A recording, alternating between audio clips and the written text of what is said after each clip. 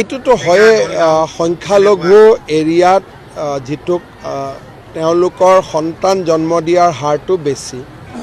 আমাৰ হিন্দু মানুহৰ মাজত সন্তান জন্ম দিয়াৰ হাৰটো কমি কমি গৈ আছে। গতিকে পাৰ্থক্যটো আছেই। সেইকাৰণে আমি সকলো হিন্দু মানুহক কওঁ যে আপোনালোকে এজন সন্তানত নাথাকিব, অন্ততঃ দুজন জন্ম দিব লাগে।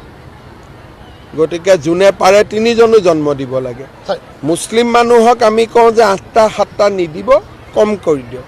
হিন্দুক আমি কওঁ যে অলপ বেছিকৈ সন্তান কৰক, নহ'লে ঘৰখন চাবৰ কাৰণে কোনো নোহোৱা হ'ব। এইটোতো হয়ে সংখ্যালঘু এৰিয়াত যিটো তেওঁলোকৰ সন্তান জন্ম দিয়াৰ হাৰটো বেছি।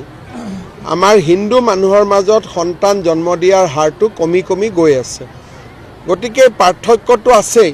সেইকাৰণে আমি সকলো হিন্দু মানুহক কওঁ যে আপোনালোকে এজন সন্তানত নাথাকিব, অন্ততঃ দুজন জন্ম দিব লাগে।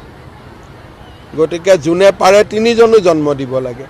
মুছলিম মানুহক আমি কওঁ যে 8টা 7টা নিদিব, কম কৰি দিয়ক। হিন্দুক আমি কওঁ যে অলপ বেছিকৈ সন্তান কৰক, নহ'লে ঘৰখন চাবৰ কাৰণে কোনো নোহোৱা হ'ব।